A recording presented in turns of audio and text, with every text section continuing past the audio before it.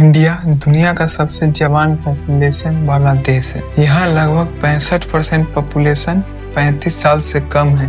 यह एक golden opportunity है। In the year 2000, around 35% of Indian youth were unemployed. By 2022, the number almost doubled. The ILO says about 65% of the youth in India are jobless. 65%. वो कहते थे कि UP युवाओं का राज्य है, आंदोलनकारियों का राज्य है, लेकिन आज हकीकत ये हो गई कि उत्तर प्रदेश भारत का सबसे बड़ा बेरोजगार युवाओं का राज्य बन चुका है। आए दिन बच्चे फ्रस्ट्रेट हो गए सर, कई बार आत्महत्या करते हैं। लेकिन सवाल ये भी है, हर साल लाखों स्टूडेंट ग्रेजुएट होते हैं, पर कितनों को नौकरी मिलती है? क्या इंडिया में बेरोजगारी वाकई इतनी सीरियस है या फिर ये सिर्फ एक पॉलिटिकल एजेंडा है? आज हम जानेंगे इस वीडियो में इंडिया में अनएम्प्लॉयमेंट का असली सच क्या है। तो बने रहिए इस वीडियो में, और अगर आपने चैनल को सब्सक्राइब नहीं किया है तो लाइक, सब्सक्राइब और शेयर करना ना भूलें। तो चलिए शुरू करते हैं। तो हम जानते हैं इसका प्रॉब्लम क्या है। इंडिया में अनएम्प्लॉयमेंट एक सिंपल प्रॉब्लम नहीं है, या सिर्फ जॉब नहीं मिल रही ये वाली बात नहीं है। ये 3 लेवल पर चल रही है। सबसे पहला ओपन अनएम्प्लॉयमेंट, दूसरा एजुकेटेड अनएम्प्लॉयमेंट और तीसरा अंडर एम्प्लॉयमेंट। चलिए एक एक करके समझते हैं। सबसे पहले हम बात कर ले ओपन अनएम्प्लॉयमेंट की। ये एक लड़का है जिसका नाम है क्रिस। क्रिस ने BA कंप्लीट किया, उसकी डिग्री भी मिल गई। सबको लगा अब तो जॉब पक्की है। रिजल्ट क्या निकला? 1 महीना बीत गए, 3 महीना, ऐसे होते होते 6 महीना, साल भर हो गए, कहीं जॉब नहीं मिली। इस सिचुएशन को हम कहते हैं ओपन अनएम्प्लॉयमेंट, यानी आदमी काम करने के लिए रेडी है लेकिन उसको काम नहीं मिल पा रहा। दूसरा एजुकेटेड अनएम्प्लॉयमेंट। अब सोचिए, एक लड़का है जिसका नाम हम मान लेते रोहित है। रोहित ने बीटेक किया, 4 साल इंजीनियरिंग पढ़ी, पेरेंट्स ने उसके लिए फीस के लिए लोन लिया, लेकिन फिर प्लेसमेंट का सीजन आया। कंपनी ने बोला एक्सपीरियंस चाहिए, स्किल चाहिए, प्रैक्टिकल नॉलेज होना चाहिए। रोहित के पास डिग्री थी लेकिन इंडस्ट्री स्किल नहीं थी। 6 महीने हो गए, 1 साल हो गए, जॉब नहीं लगा। अब Rohit part time call centre में काम कर रहा है।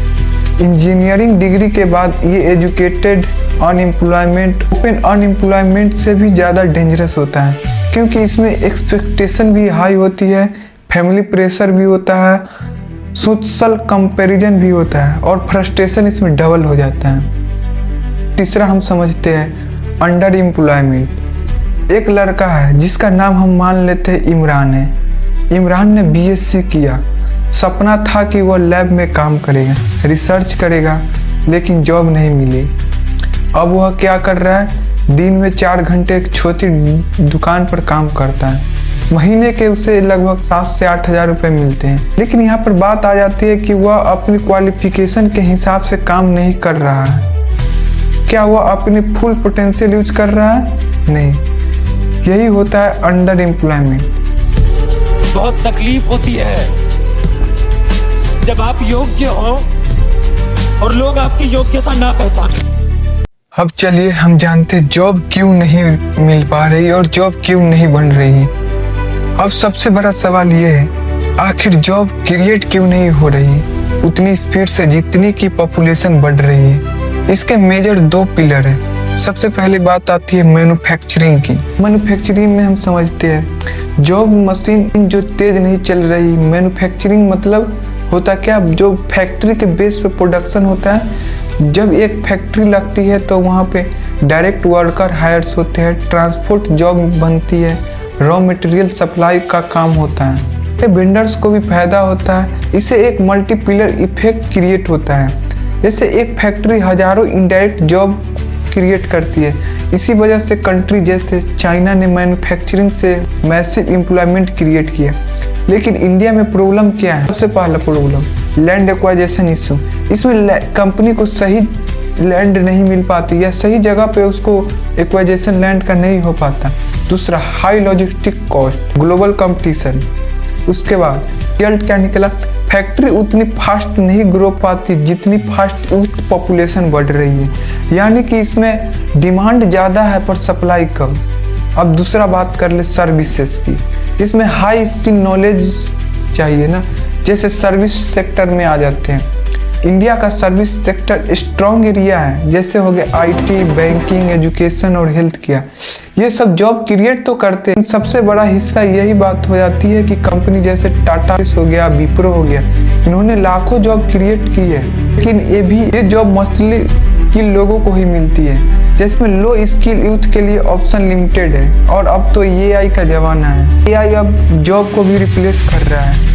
अब हम बात करते हैं ग्लोबल कंपैरिजन की। जर्मनी इंडिया मॉडल में हम इसको एक एग्जांपल के तौर पर समझते हैं। दो दोस्त थे, एक जर्मनी में रहता था जिसका नाम था बंटी, दूसरा इंडिया में रहता था जिसका नाम था विनीत। दोनों ने स्कूल कंप्लीट किया, दोनों ने इंजीनियरिंग चूज की, लेकिन उनकी जर्नी बिल्कुल अलग थी। बंटी ने इंजीनियरिंग चूज की, उसका कॉलेज ने सिर्फ उसको क्लासरूम में नहीं बैठाया, बल्कि हफ्ते के 3 दिन वह फैक्ट्री में काम करता था, मशीनें चलाता था, रियल प्रोडक्ट बनाता था, बाकी दिन क्लासरूम में थ्योरी पढ़ता था। यानी कि पढ़ाई के साथ साथ प्रैक्टिकल उसको करवाया जाता था।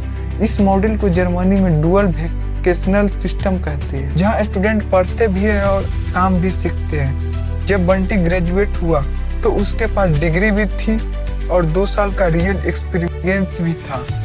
कंपनी ने उसको तुरंत जॉब दे दी क्योंकि वह रेडी था इंडस्ट्री के लिए। वहीं विनीत ने भी इंजीनियरिंग की, 4 साल तक किया, नोट्स लिखे, एग्जाम दिए, असाइनमेंट कंप्लीट किए, मार्क अच्छे, डिग्री भी मिल गई। लेकिन जॉब प्लेसमेंट का जब सीजन आया तो कंपनी ने पूछा एक्सपीरियंस कहाँ है, प्रैक्टिकल स्किल, लाइव प्रोजेक्ट किए हैं। तब विनीत के पास डिग्री थी, लेकिन रियल इंडस्ट्री में उसको वर्क का एक्सपीरियंस नहीं था। उसने पढ़ाई की थी, इंडस्ट्री की डिमांड एक्सपीरियंस पे था, कॉलेज ने उसे थ्योरी पर ज्यादा फोकस करवाया। तो ये भी एक रियल प्रॉब्लम है अनएम्प्लॉयमेंट का, तो हमें इस पर ज्यादा फोकस करनी चाहिए। इसको कैसे हम सुधार सकते हैं,